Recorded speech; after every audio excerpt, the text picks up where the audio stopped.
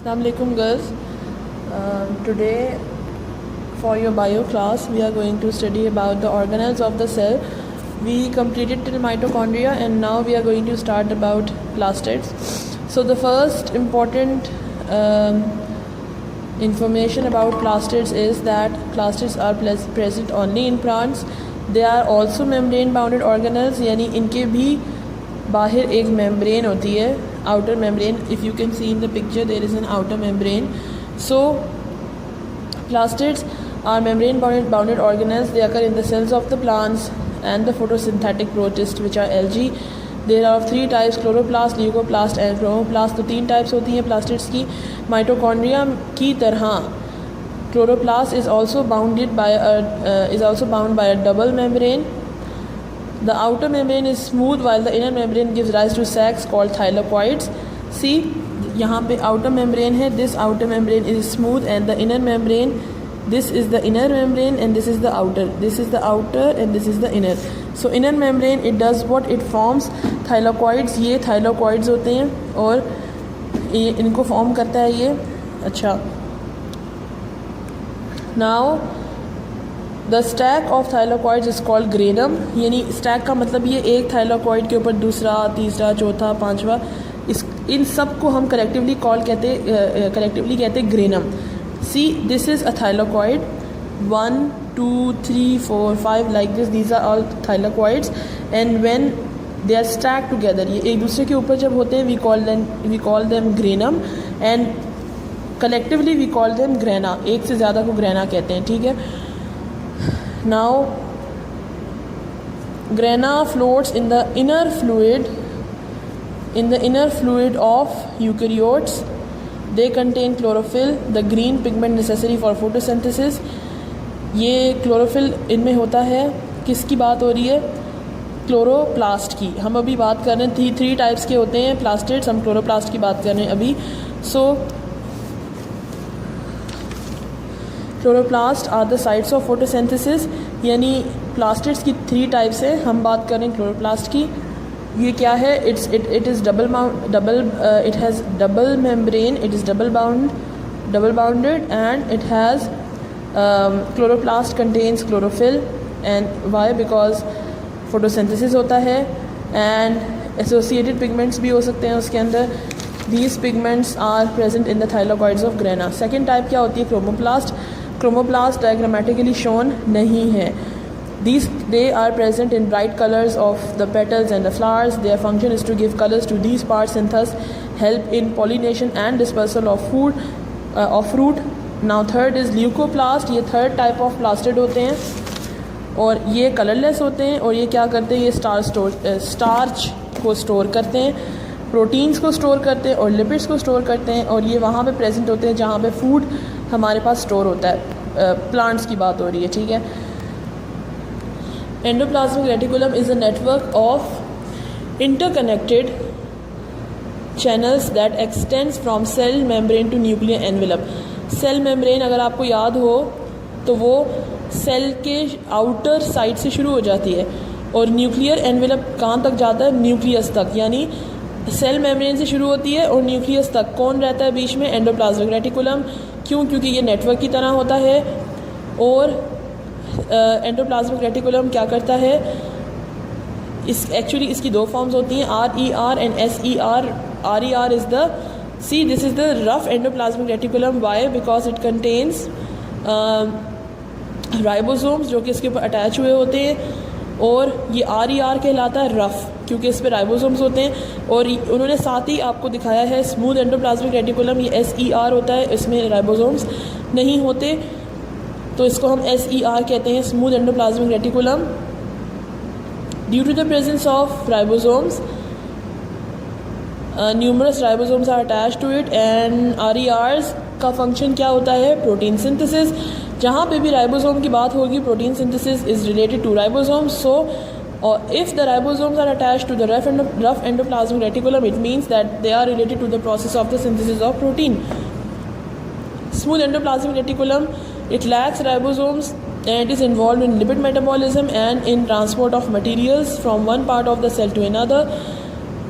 It also detoxifies the harmful chemicals that have entered the cell. So आपने सबसे पहले याद रखना है इसका नाम क्या है, स्मूथ क्यों कहते हैं इसको, राइबोसोम्स नहीं होते इसलिए, और इसका फंक्शन क्या है वो आपने देख लिया है। So please remember, please please please memorize the functions, memorize the location of all the organelles, the function of all the organelles, and even sometimes there is some more headings, there are some more headings, so please memorize these location, functions, other headings, they are important. Golgi apparatus, Italian physician था जिसका नाम था Camillo Golgi, he discovered a set of flattened sacs, cisternae उसको हम कहते हैं, और इन cell, ये क्रिस्टाई नहीं है, ये सिस्टरनाए है। In this set many cisternae are stacked over each other, कैसे ये एक दूसरे के ऊपर स्टैक हुए हुए, स्टैक का मतलब होता है एक दूसरे के ऊपर पड़े हुए। The complete set of cisternae is called Golgi apparatus और Golgi complex, is found in both plant and animals. So see, mark the important points. Physician who discovered Camillo Golgi, it is what? It is a sac of flattened sets which is known as cisternae. Many cisternae are stacked over each other. It is present in both the plant and the cells. It modifies molecules coming from rough endoplasmic reticulum and packs them into small.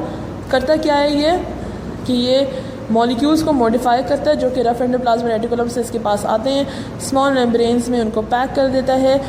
किसके पास से आते हैं? यहाँ से rough endoplasmic reticulum इसको भेजता, rough endoplasmic reticulum इसको भेजता है कुछ मॉलिक्यूल्स, और उसके बाद ये क्या करता है, ये इनको पैक करके ट्रांसपोर्ट कर देता है। These sacs are called Golgi vesicles.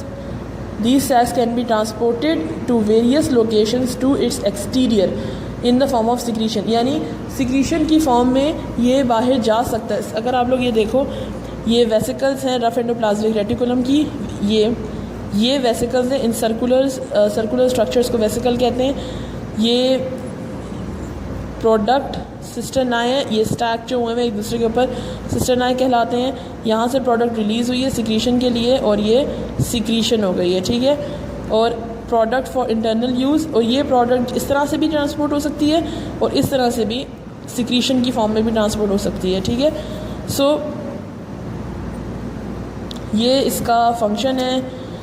They are complex, लेकिन अगर आप याद कर लोगे आपको याद हो जाएगा। In the mid 20th century Belgian scientist Christian Rene de Duve इसे डिस्कवर्ड किए थे lysosomes. They are single membraned and single membrane bounded, so ये डबल नहीं है, ये सिंगल है। इनका क्या है, ये small, they contain strong digestive enzymes and work for the breakdown of food and waste materials within cell. During its function, a lysosome fuses with the vacuole that contains targeted material and its enzymes break down the material. इसका function क्या होता है कि ये digestive enzyme है। Lysosomes, लाइस का मतलब हमेशा होता है ब्रेक डाउन, लाइस का मतलब क्या होता है, ब्रेक डाउन। सो लाइसोसोम्स क्या करते हैं, ब्रेक डाउन करते हैं। लाइसोसोम्स जो होते हैं वो डाइजेस्टिव एंजाइम्स होते हैं और स्ट्रॉन्ग डाइजेस्टिव एंजाइम्स होते हैं और ब्रेक डाउन करते हैं, डाइजेशन करते हैं फूड की और वेस्ट करते हैं मटेरियल्स को जो कि सेल के अंदर होते हैं। इस फंक्शन के अंदर एक लाइसोसोम जो है वो फ्यूज़ करता है वैक्यूल के साथ। ये देखो, ये लाइसोसोम है और ये प्राइमरी लाइसोसोम, ये डाइजेस्टिव एंजाइम इसके अंदर है। ये इस वैक्यूल के साथ जाके फ्यूज़ करेगा, फ्यूजन, दोनों फ्यूज़ हो गए, फिर फ्यूजन हो जाएगा और फ्यूजन की वजह से होगा क्या, द वैक्यूल के अंदर जितना भी मटेरियल है वो सब डाइजेस्ट हो जाएगा and it pieces of target material. यानी डाइजेशन के लिए कोई वैक्यूल है हमें नहीं चाहिए बॉडी में, तो उसको कैसे हम लोग ख़त्म करेंगे, लाइसोसोम्स जो हैं वो उसको ब्रेक डाउन करेंगे, उसकी ब्रेक डाउन करेंगे और कैसे फ्यूज़ होके, ठीक है। सिंगल मेम्ब्रेन बाउंडेड ऑर्गेनेल्स होते हैं और ये देखने में हमारे पास गोल्जी अपरेटस जैसे ही होते हैं और ये ब्रेक डाउन करते हैं डाइजेशन की, और इसका फंक्शन भी आपको पता चल गया। इसके अंदर क्या होता है, they contain enzymes and enzymes do what, they actually they degrade. In case of lysosomes में वो डिग्रेड कर देते हैं मटेरियल को, ठीक है, ब्रेक डाउन कर देते हैं। सेंट्रियोल्स, नेक्स्ट हमारे पास है centrioles. Centrioles animals and many unicellular organism में, रिमेंबर सेंट्रियोल्स हमने जब स्ट्रक्चरल ऑर्गेनेल्स पढ़े थे उसके अंदर हमने पढ़ा था सेंट्रियोल्स का नाम। अगर आप लोग पीछे जाके देखो तो हमने जब पढ़ा था सेल मेम्ब्रेन, सेल वॉल, उसमें हमने सेंट्रियोल्स पढ़े थे। ये क्यों, यहाँ पे देखो साइटोस्केलेटन में हमने पढ़ा था,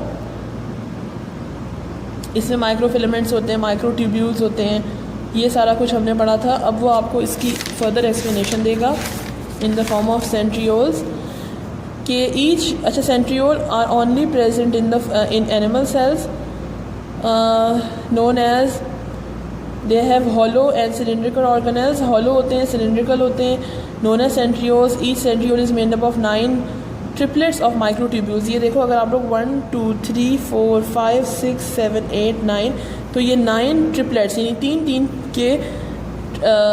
तीन ट्यूब्स मिलके बनी हुई हैं, and we call them a centrosome. The 2 centrioles are collectively called as centrosome. Each centriole is made up of 9 triplets of microtubules।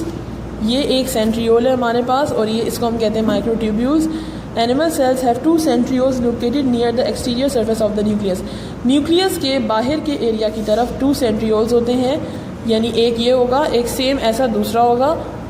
कैसे, ये देखो, ये ओवरहेड व्यू है, ये साइड व्यू है, यानी ये सामने से काट के उन्होंने लिया है और ये साइड से व्यू लिया हुआ है। तो ये ऐसे 2 होते हैं हमारे न्यूक्लियस के बाहर की तरफ, and they are collectively called as centrosome. 2 centrioles को, ये एक है, ऐसा एक और होता है, इन दोनों को हम सेंट्रोसोम कहते हैं। Their function is to now the important thing is the function, and their function is the formation of spindle fibers during cell division. In some cells, centrioles are involved in the formation of cilia and flagella. In which cells cilia and flagella is present in bacteria? So in case of bacteria, they are involved in the formation of cilia and flagella. Otherwise, their function is to help the formation of spindle fibers. Okay, spindle fibers में की formation में ये help करते हैं। Vacuoles are fluid-filled single-membrane bound organelle cells have many small vacuoles in their cytoplasm. However, when a plant cell matures, एक plant cell जब mature हो जाता है तो it absorbs water and fuse to form, यानी छोटे छोटे जो vacuoles होते हैं, यानी छोटे छोटे vacuoles वो बड़ा बना देते हैं fuse होके। कैसे, जमा होके 2 से 1 बन जाता है, फिर वो और उसमें आके fuse हो जाते हैं, वो और बड़ा हो जाता है। Cell in this state becomes turgid। turgid का मतलब क्या होता है, वो सख्त हो जाता है, उसमें पानी ज़्यादा हो जाता है तो वो सेल सख्त हो जाता है। Many cells take materials from outside in the form of vacuole।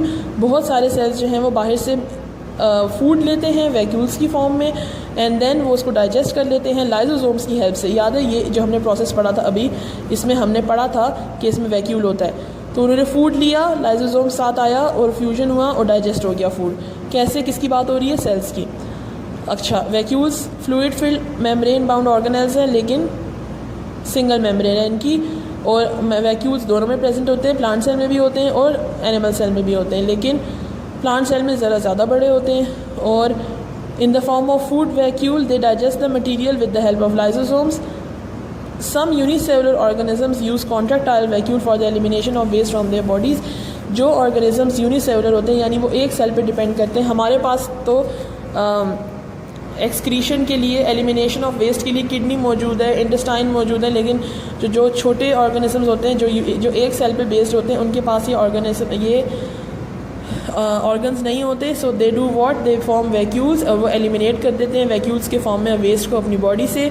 Vacuoles का ये फंक्शन है। वैक्यूल्स क्यों बनाए जाते हैं, खाना लेने के लिए, for the intake of water, for the intake of food, and vacuoles are present in plants and animals। This was everything related to vacuoles।